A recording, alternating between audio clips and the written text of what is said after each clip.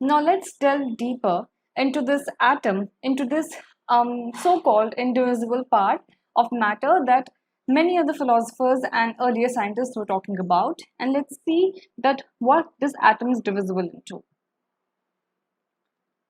Atom. An atom is the smallest unit of ordinary matter that has the characteristic property of a chemical element.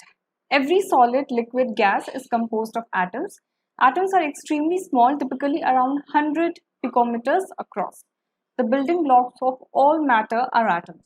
So what we see here is that all of the matter that we see around us, okay, all those matters, the smallest element that can perform the chemical properties of that particular matter is atom. Okay, and every solid, liquid, gas is composed of atoms, and atoms are extremely small. Their typical size is around 100 picometers. Okay, one picometer is approximately around 10 to the power minus 12 meter. So just imagine 100 picometers small. They must be so very minute in size. The building blocks of all matter are atoms. All the matters, the smallest particle that exhibit their physical and chemical properties, they're all incorporated into these small structures known as atoms. How big are atoms? Atoms are very small. We just know around 100 picometers across. They are smaller than anything that we can imagine or compare with. More than millions of atoms, when stacked, would make a layer barely as thick as a thin sheet of paper. So if you have a look at this diagram, just how a sheet of paper is thick, it would, a million atoms would barely reach that thickness. All right, so just imagine how small, how minute they are. And thanks to microscope that we are able to observe how atoms behave, the different structures of atoms, how different matters, different elements, different compounds, how their structures, how their structure of atoms are different, how they vary, and so on and so forth. If atoms are so insignificant in size, why should we care about them, right? So this is just like, if it is a matter of such a tiny thing that exists in nature, then why bother about it at all? So this is because our entire world is made up of atoms. Everything that we see surrounding us, right? All the matter surrounding us, even the table that I'm using, the chair that I'm sitting on, you know, the chair that you must all be sitting on. All right, everything is made up of atoms, and although we may not be able to see them, but they are there, and they are constantly affecting whatever we do. They are constantly going through some physical and some chemical changes that not only affect their own characteristics, but maybe the elements, the other matter that they react with, and everything around us. Through modern techniques, we can now produce magnified images of surfaces of elements showing atoms. What are the modern day symbols of atoms of different elements? So Dalton was the first scientist to use the symbols for elements in a very specific sense.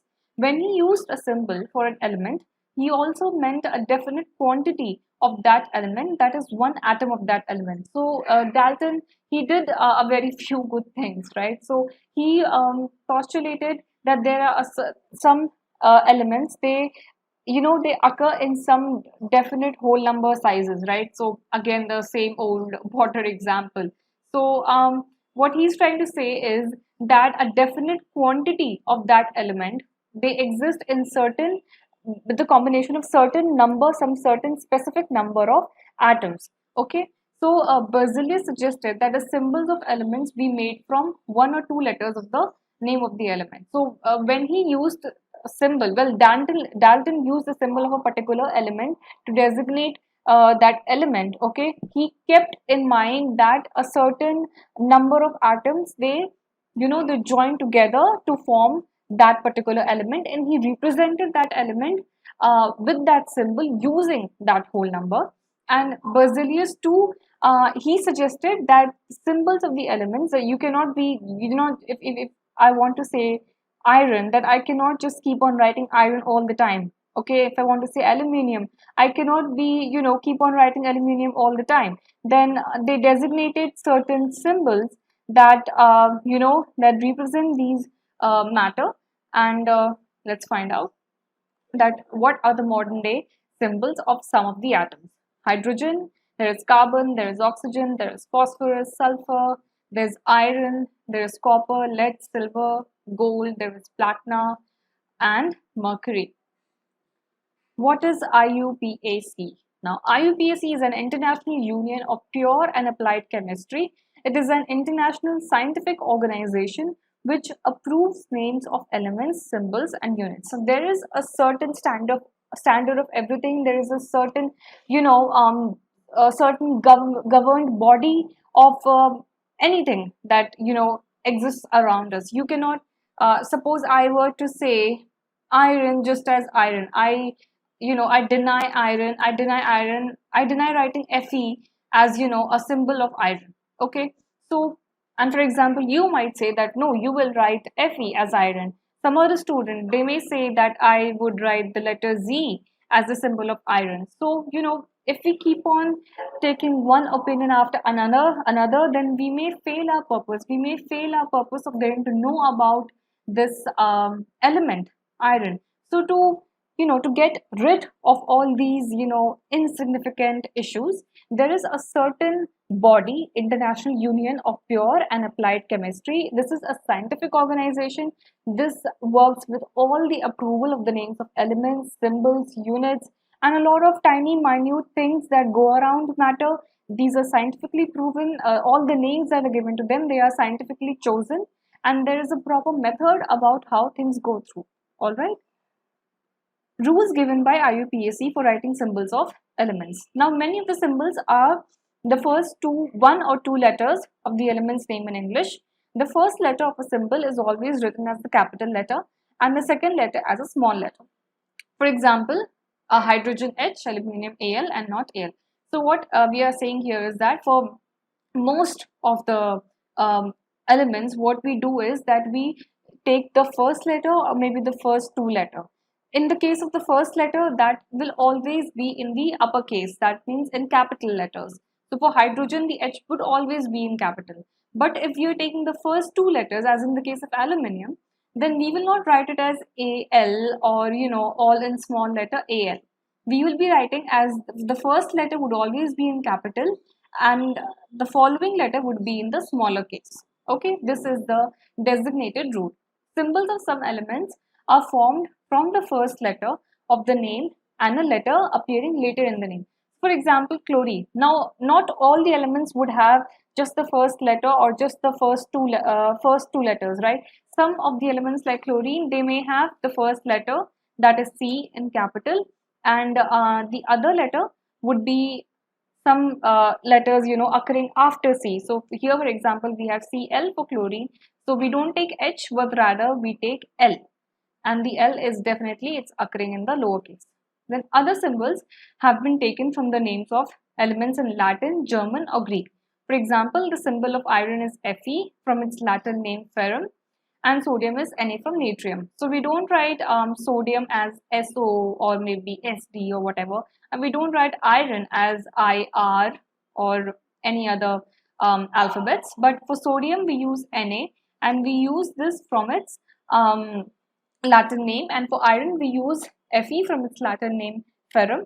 So there are certain rules and regulations that go through so that no two elements have the same symbol. In order to avoid this confusion of two elements having the same symbol, we sometimes go through different letters. We sometimes go through different origins of name, their Latin name, their Greek name, and that is how the IUPAC, that scientific organization, they get through to the naming of the elements.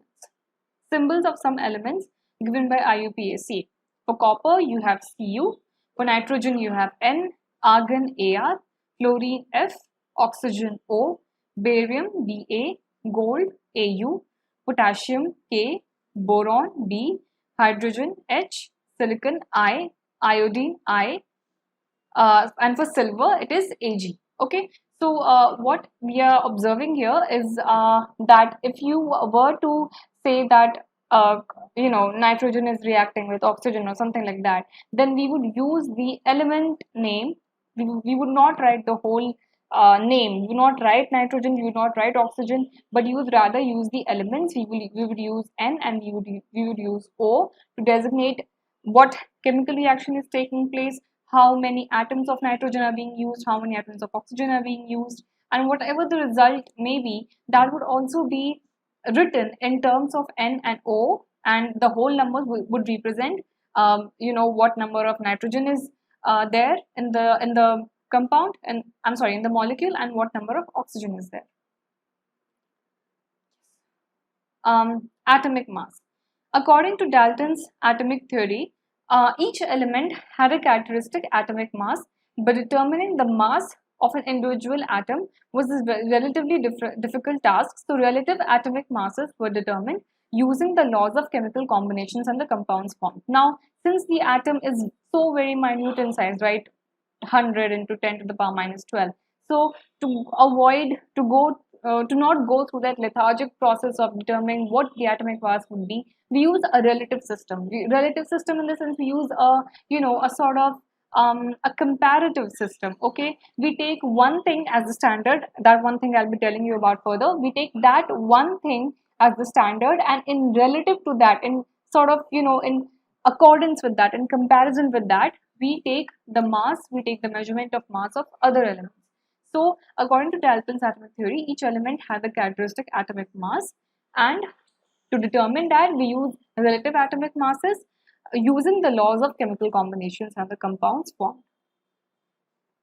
The atomic mass is the atomic mass unit, and in 1961, for a universally accepted atomic mass unit, carbon 12 isotope was chosen as a standard reference for measuring atomic masses. So now you might be wondering, you have heard of carbon, but what is carbon 12 isotope?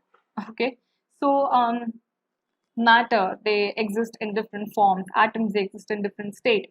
Similarly, isotope is the atoms that have a fixed number of protons, okay, but the neutrons vary. All right. So you know that atoms have protons, neutrons, when which the neutrons is the neutral one, protons is the positive one, electrons, they have negative charge. So in the carbon 12 isotope, the number of protons is the same, but the number of neutrons vary. Okay. So the number of neutrons in the carbon 12 isotope is 6, and we take this as a reference, as the standard through which other relative atomic masses can be measured. One atomic mass unit is a mass unit equal to exactly 1/12 the mass of one atom of carbon 12. I repeat it, one atomic mass unit is a mass unit equivalent to exactly 1/12 the mass of one atom of carbon 12. The relative atomic masses of all elements have been found with respect to an atom of carbon 12.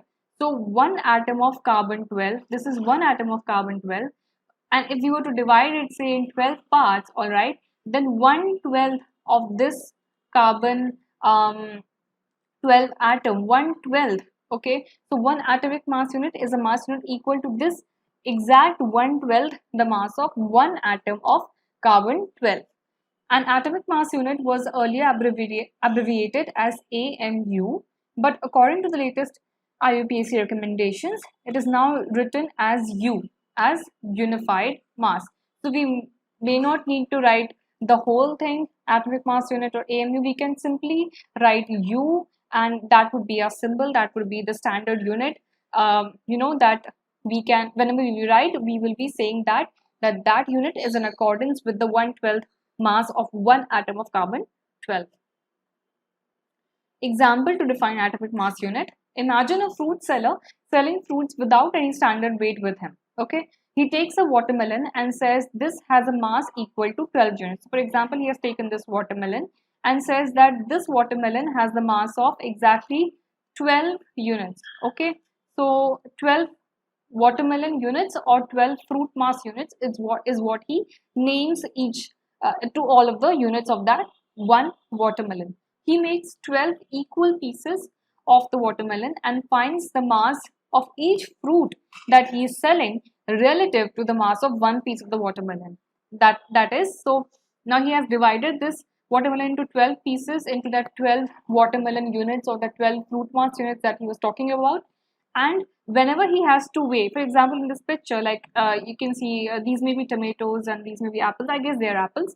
So when he's trying to measure 2 apples, he is using this one piece of watermelon, that 1/12 piece of watermelon, that 1/12 unit of that one watermelon as the standard through which he is measuring other fruits. Okay, so to imagine the AMU, you have to imagine here that instead of the watermelon, there is that 1/12 part of the carbon 12 atom, one 1/12 part of one atom of carbon 12, and for the other side, you are taking whatever um, whatever atomic mass unit of whatever element that you have to compare, that you have to relate. So he makes 12 equal pieces of the watermelon and finds the mass of each fruit he is selling relative to the mass of one piece of the watermelon. Now he sells his fruits by relative fruit mass unit, FMU.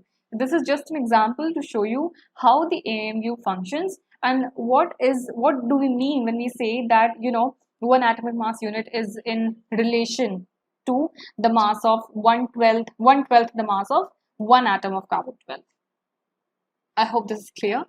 Relative atomic mass. The relative atomic mass of the atom of an element is defined as the average mass of the atom as compared to 1/12 the mass of one carbon 12 atom. So if you are to find the relative atomic mass, okay, then it would be the average mass of the atom as the whole, all right, and it will again be in comparison to the 1/12 mass of one carbon 12 atom. How do atoms exist? Atoms of most elements are not able to exist independently. Atoms form molecules and ions. These molecules or ions aggregate in large numbers to form the matter that we can see, feel, or touch.